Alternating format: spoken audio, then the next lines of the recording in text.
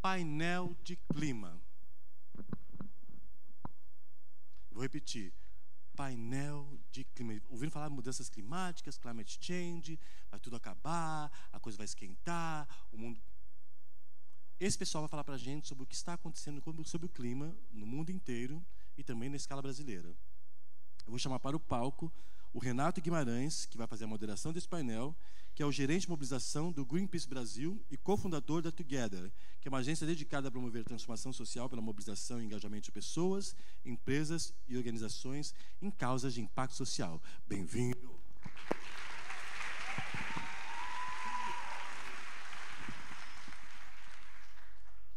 Não parou aí? Também chamamos ao palco o João Alexandre de Freitas Neto, que é coordenador executivo pela articulação do Seminário Brasileiro ASA Sergipe e coordenador executivo do projeto Biodigestor Alternativa Viável para a Agricultura Familiar. Vem contigo, João Alexandre.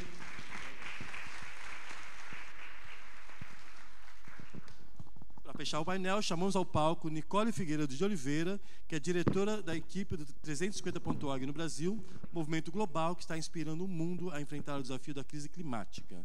Seja muito bem-vinda.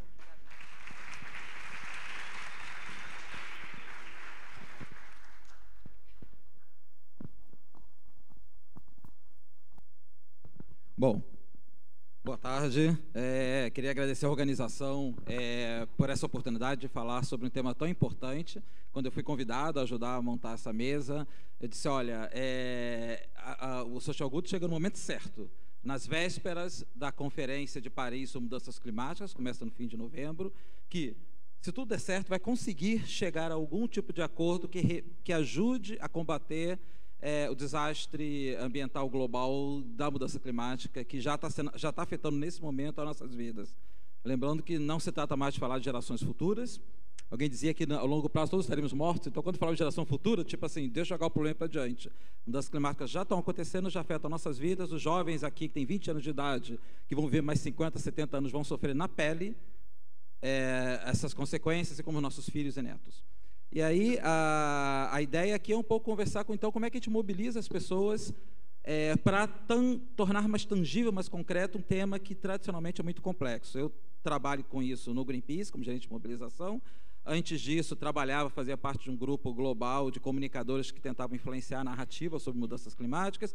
E minha tese de mestrado em Relações Internacionais foi justamente uma análise das técnicas usadas pelos negadores e céticos das mudanças climáticas para disseminar contra-informação para diminuir a ciência do clima, para mostrar que mobilização não é neutro, ela pode ser usada positivamente ou negativamente, para o bem ou para o mal, e nós estamos aqui com duas organizações que usam mobilização para o bem de todos nós. À minha esquerda está a Nicole, da 350.org, que vai um pouco contar o que é essa organização, por que o 350, e qual é o trabalho que eles fazem globalmente, e quais são os sucessos que eles já têm tido nesse trabalho, né, de mobilizar as pessoas. E está aqui o João, que vem da ASA, que é, na minha opinião, uma das organizações mais extraordinárias do Brasil nesse momento, faz um trabalho absolutamente extraordinário, infelizmente ainda relativamente pouco conhecido, no Sul-Sudeste, por isso fiz questão de que ele fosse convidado, e vocês vão conhecer um pouco mais o que faz a ASA, atuando numa região do Brasil, o semiárido nordestino, que vai ser uma das mais afetadas pelas mudanças climáticas. Então, e a ASA já está fazendo um trabalho assim, há muito tempo, sobre isso ele vai contar um pouquinho mais. Peço que vocês façam perguntas, não vai dar assim, para responder muitas, mas os tweets das pessoas aqui vai estar lá, eles vão estar no café depois, enfim, conversem bastante, mas vamos lá. Eu queria começar, então, com a Nicole, pedindo isso, que ela explique um pouco mais o que é o 350.org, e pedindo para ela compartilhar com a gente como é que eles estão enfrentando esse desafio de tangibilizar mudanças climáticas, de mobilizar as pessoas no seu cotidiano para esse tema.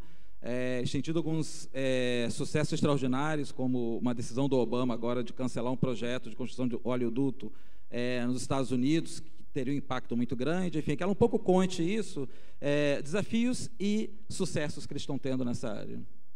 Obrigada. Boa tarde a todos. Primeiro, acho que eu tenho que contar um pouquinho por que 350.org. Em 2009, um climatologista chamado James Hansen, da NASA, fez um estudo dizendo que para o planeta ser habitável e para nós conseguirmos manter a qualidade de vida que nós temos hoje, como é no futuro, a gente só pode ter 350 partes por milhão de carbono na atmosfera. Isso foi 2009. Infelizmente, essa previsão continuou sendo ignorada. A gente continua investindo em combustíveis fósseis, continua desmatando a Amazônia, continua produzindo gado loucamente, e chegamos hoje nos 400 partes por milhão. Já faz alguns meses que nós estamos acima desse valor, e aí a gente tem que objetivar imediatamente reduzir as partes por milhão de carbono na atmosfera. Como é que a gente faz isso? A gente faz isso desinvestindo em combustíveis fósseis, então petróleo, gás, reduzindo o desmatamento, reduzindo o nosso consumo de carne, mudando nossos hábitos, fazendo autogeração de energia descentralizada. A gente pode também ir de bicicleta para o trabalho, por exemplo, mas são várias atitudes, né? Tem a 350, ela é uma organização internacional, está presente em 215 países, mobilizando pessoas para, primeiro, combater os combustíveis fósseis e outras fontes de gás de efeito estufa que contribuem para as mudanças climáticas, e também mobilizar pessoas para promover soluções para que esse problema seja resolvido muito rápido. Mobilizamos milhões de pessoas de várias formas diferentes. A gente faz uma conexão do online para o offline e vice-versa.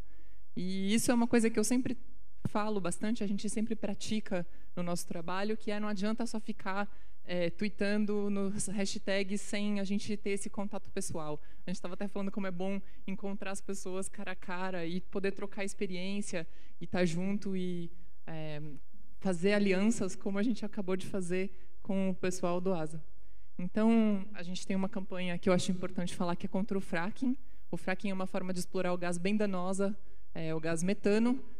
Rapidamente se perfura a terra, se fratura a rocha, se injeta 20 milhões de litros de água por poço, somados a mais de 600 substâncias químicas e tóxicas.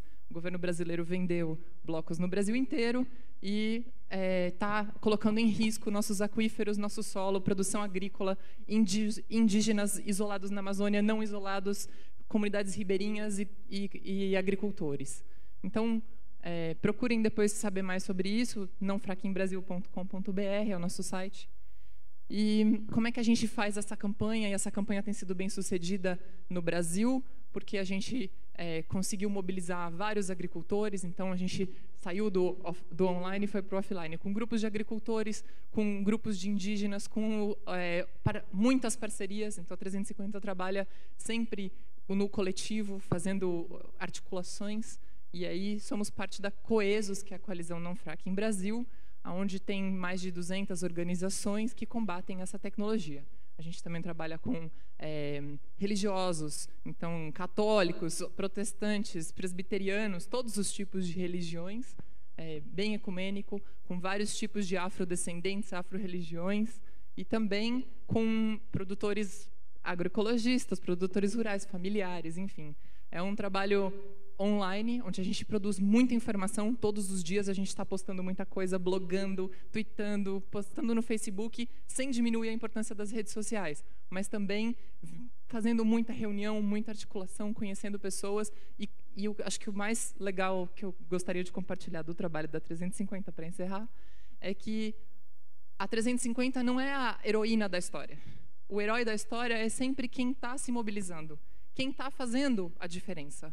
Então, a gente só facilita esse processo, e acho que esse é o sucesso da história da 350. Obrigada. Legal, obrigado, Nicole. Eu acho que um aspecto interessante desse trabalho é essa conexão entre o global e o local, quer dizer, então, atuando em vários países do mundo, o entendimento de que o tema das mudanças climáticas ele não é e nunca foi, mas sobretudo agora não é de um país ou de uma comunidade, é um tema global, realmente, daí o desafio, mas se não for combatido globalmente, é o que eu estava falando ontem, só temos um planeta. Não tem válvula de escape para a humanidade no planeta Terra, por um lado. E outro lado é que não se trata de save the planet. O planeta vai bem. O planeta, independente de nós existirmos como seres humanos nesse planeta, a vida continua. Já houve pelo menos 2 a 3 grandes episódios de extinção em massa da vida na Terra e a vida se recupera em outras formas. Então, aqui nós estamos falando como é que a gente consegue aumentar o ticket de permanência da espécie humana neste planeta, porque o planeta não depende da gente para existir. Então, essa é uma reflexão que a gente tem que fazer permanentemente. Eu passo a bola agora para o João, e aí eu acho que o interessante da ASA é que ele, enquanto o 350 tem essa visão, essa atuação global, a ASA também tem, certamente, mas atua num ponto de vista muito local, assim, chegando realmente até a realidade das comunidades e das famílias, e das dificuldades e dos desafios que elas têm para sustentar, para manter sua qualidade mínima de vida, através, por exemplo, de um programa fantástico de construção de cisternas, onde as famílias podem captar água e se tornar, de alguma forma, independente do poder político, que a gente sabe muito bem como funciona, historicamente, no Nordeste. Então, não vou falar, vou deixar que o João fale um pouco, conte para a gente como é que o tema de mudanças climáticas é entendido e enfrentado no cotidiano das famílias e comunidades na região do semiárido do Nordeste. Boa tarde a todos e a todas. Queria dizer que é uma satisfação muito grande, né, da articulação do semiárido brasileiro estar participando de um espaço tão importante como esse. É um espaço de construção do conhecimento, certo? De troca de experiências aqui. E dizer que sempre é uma oportunidade muito grande, né, da articulação estar participando de um espaço na região sul, né? Como o companheiro Renato mencionou, né, nossa atuação é na região semiárida do Brasil, né, que compreende os estados do Nordeste, mais o norte de Minas Gerais. Mas nossas ações, elas são transversais e ela precisa também adentrar em outras regiões do Brasil que, nos últimos tempos, aí tem vivenciado uma crise hídrica enorme e, infelizmente, só agora é que a grande mídia, né, coloca como pauta a questão da crise hídrica, né?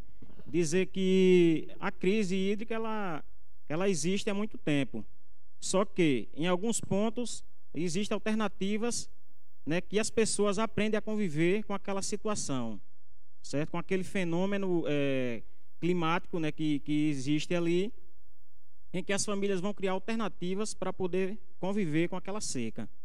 Certo? Então, a articulação do semiárido brasileiro ASA, ela surgiu em 1999, paralelamente à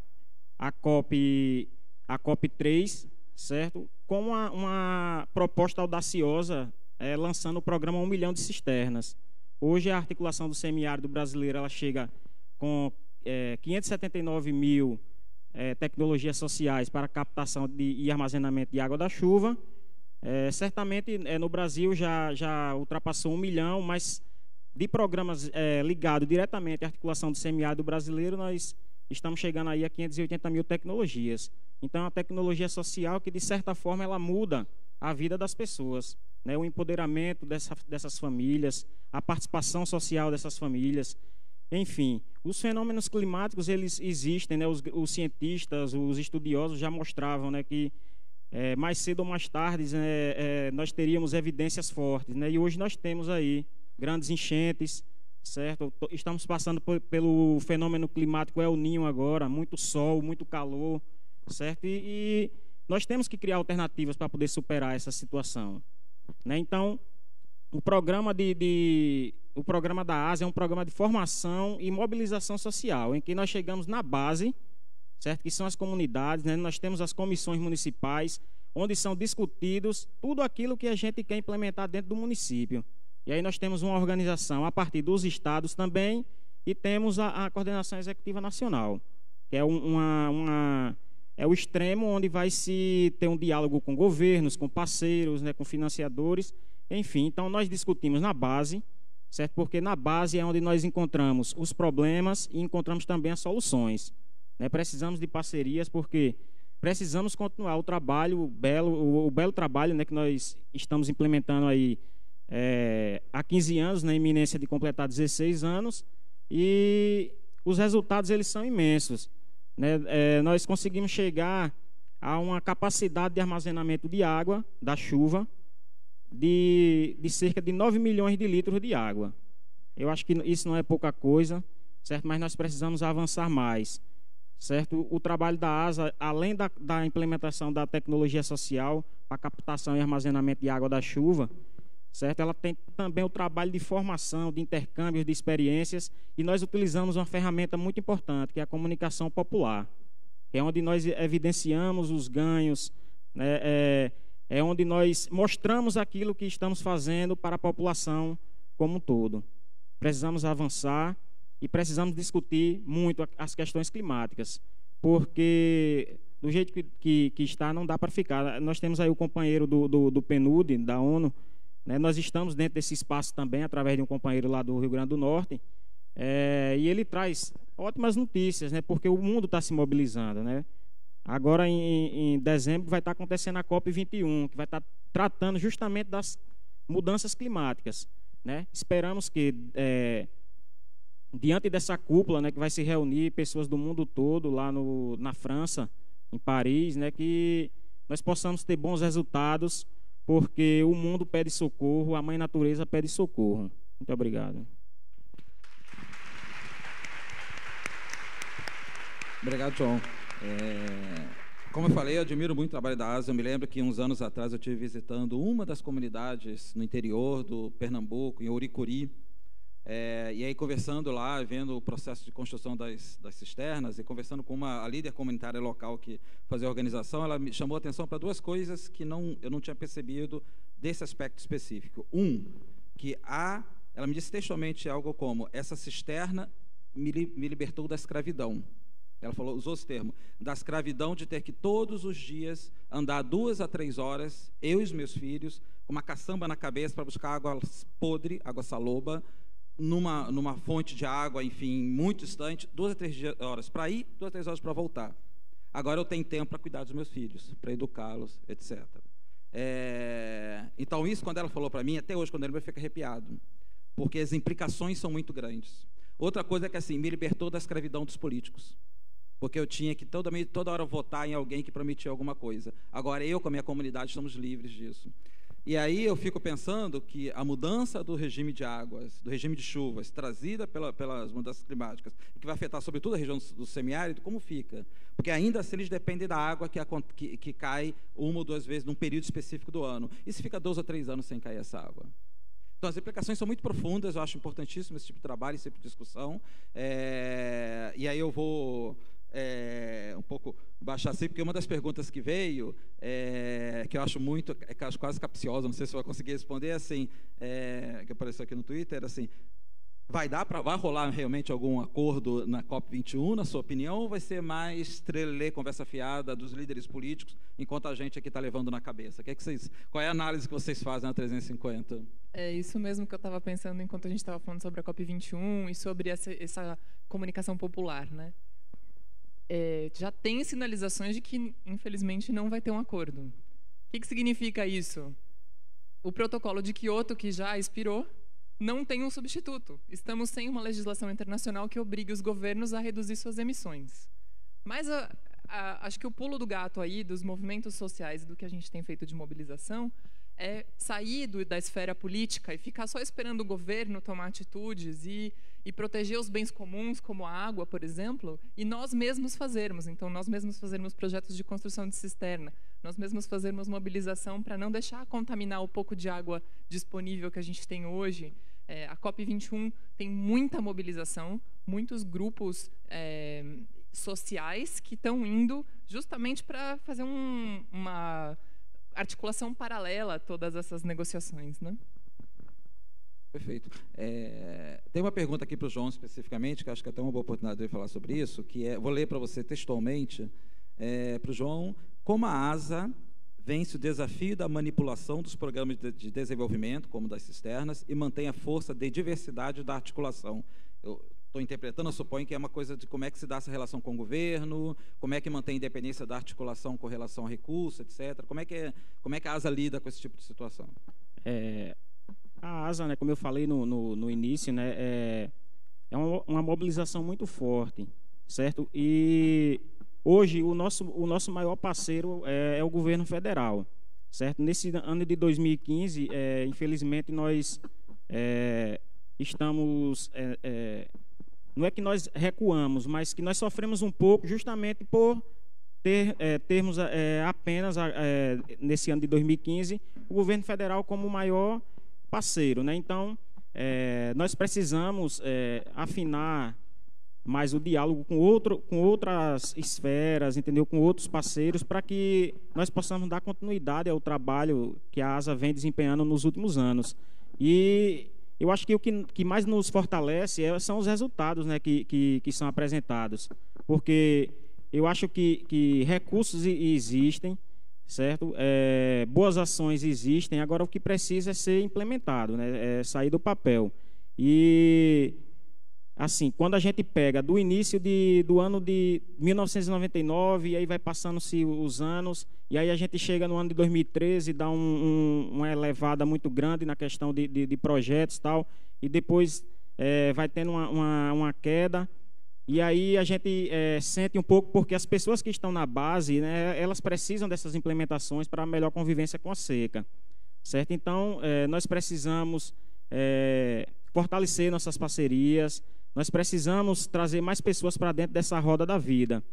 E só para complementar um pouco da minha fala, é que quando eu falo que nós temos uma capacidade de estar captando essa água e armazenando essa água da chuva com cerca de 9 milhões de litros de água, é só para o consumo humano, né? E aí a gente tem também outro viés dentro do programa, que é a segunda água, que a partir da primeira água a família vai ter uma segunda água que é para a produção de alimentos com base na agroecologia, né? Garantindo a sua soberania e segurança alimentar e nutricional.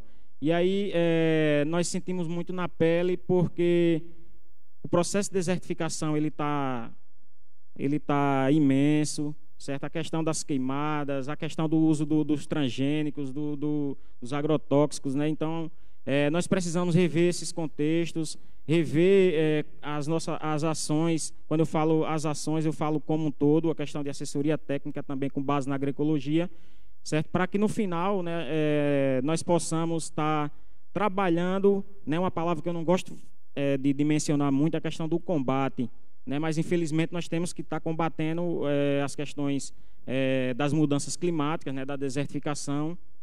E a ASA é isso, pessoal. A ASA é mobilização, é formação. A ASA ela evidencia a presença do homem, da mulher, do campo, do jovem, enfim. Perfeito. Sabe que essa questão do combate é uma boa questão? E aí eu queria fazer um convite aqui, já linkando com a questão dos Objetivos do Desenvolvimento Sustentável. Tem algumas iniciativas, tanto governamentais quanto corporativas, hoje, que violam pelo menos 10 dos direitos dos 17 objetivos que a gente tem aí pela frente. Então, claro que promover soluções é super importante, eu acho que a gente tem que continuar, mas também combater essas iniciativas que põem em risco esses objetivos, é importante, a gente tem que adotar isso como meta pessoal nossa. Então, eu fiz as contas enquanto o Haroldo estava apresentando os objetivos. O fracking, por exemplo, ele vai contra 10 dos 17. Então, eu me sinto compelida, obrigada, e para mim é necessário lutar contra isso. E tem muitas outras iniciativas que violam direitos das mulheres, direitos humanos, direitos indígenas. Tem vários direitos que são violados, vários desses objetivos que estão indo na contramão e a gente está, na verdade, andando de ré, né? Então, acho que a gente tem a possibilidade nas nossas mãos de fazer alguma coisa para combater e mudar esse jogo. E depende só da gente, a gente não precisa esperar uma... Claro que a cúpula, a gente está, lógico, esperando que saia um acordo internacional, mas a gente não precisa só esperar isso para ter um resultado que a gente quer. Exato. A gente está, infelizmente, caminhando para o fim do tempo. Tinha um conjunto de perguntas aqui que, na verdade, são mais dirigidas para mim, que tem a ver com o tema do impacto da agropecuária nas mudanças climáticas, e, evidentemente, esse impacto é muito grande, especialmente na Amazônia, e nessa correlação perversa entre o alargamento, o avanço da fronteira agrícola sobre a Amazônia, conjugado em conluio com o uso de terra para pasto, enfim, com desmatamento ilegal, etc. Ali tem exatamente um conluio de forças e de interesses políticos e econômicos muito perverso, e que, obviamente, tem impacto direto não apenas para a Amazônia como um todo, mas para o meio ambiente e para mudanças climáticas, porque efetivamente implica necessariamente com a emissão de mais CO2. O Greenpeace, historicamente, tem no Brasil feito diversas campanhas e ações focadas para combater o tema do desmatamento na Amazônia e da agropecuária. Se vocês forem no website do Greenpeace, vocês vão ver algumas das campanhas. Uns anos atrás, o Greenpeace realmente, inclusive, lançou um relatório em que mostrava claramente essa correlação entre a exploração de carne para consumo brasileiro e global e desmatamento da Amazônia, que resultou pelo menos num primeiro acordo entre as empresas, se comprometeram a uma série de ações para diminuir isso. Aí tinha uma pergunta também relacionada a veganismo, vegetarianismo, se o Greenpeace não deveria, ou porque o Greenpeace não defende publicamente o vegetarianismo e o veganismo como opções não, praticamente a única solução para evitar esse tipo de coisa. É um tema muito importante, muito complexo. O Greenpeace não é, e eu quero deixar bem claro, uma organização vegana nesse sentido. Tem outras organizações que fazem muito bem esse trabalho. É uma organização que trabalha com todos os aspectos da sociedade e nos diferentes ambientes culturais em que a gente opera, há pessoas, muita gente que consome carne, que gosta de consumir carne. Então, o que o Greenpeace faz, e a gente acha que é importante trazer todos para o debate.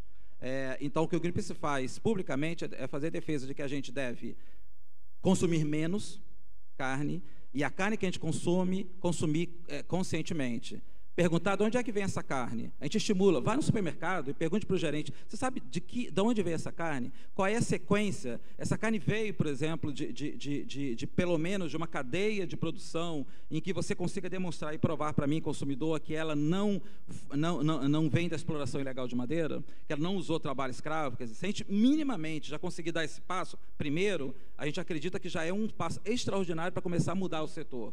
E um passo importante para um futuro, quem sabe, se a sociedade como um todo entender que esse deve ser o padrão de consumo dominante, ótimo. Esse é o caminho, mas o Greenpeace defende que a gente tem que fazer os passos para chegar a esse caminho, mas apoia e defende as organizações que trabalham com... Eu não sou vegetariano, deixo disso publicamente, então é uma coisa muito interessante, porque as pessoas... Mas consumo carne conscientemente, faço sempre essa pergunta, enfim. E eu acho que esse é o papel, muito do papel individual nosso. E tem outras pessoas que são no Greenpeace, convivemos bem e trabalhamos bem juntos no entendimento que a gente tem que transformar a sociedade e fazer as transformações no passo e no tempo de cada pessoa. Mas é importante que a gente dê o passo. Essa é que é a grande questão. Eu termino aqui. Os nossos contatos estão por aí, eu vou estar por aí, a gente pode continuar conversando sobre isso. Faço uma última convocação, que no dia 29 de novembro vai acontecer a mobilização mundial contra a mudança climática. Vai ser um movimento que vai acontecer em várias cidades do mundo, as pessoas se mobilizando para ir para a rua, para dar um sinal para os governantes que vão se reunir no dia seguinte, a partir do dia seguinte em Paris. Eu não sei se aqui em Florianópolis, por exemplo, já tem algum grupo organizando alguma coisa. Se não tiver, eu estimulo a que organizem algo. Quanto mais gente na rua, melhor. Vão no Facebook, procurem a página do Mobilização Mundial pelo Clima de São Paulo, lá tem várias informações, outras cidades também, e tudo vale. Eu sempre digo que toda a transformação global e coletiva começa da participação individual de cada um. Nós somos absolutamente fundamentais nesse processo, cada um de nós. É isso. Obrigado. Boa tarde.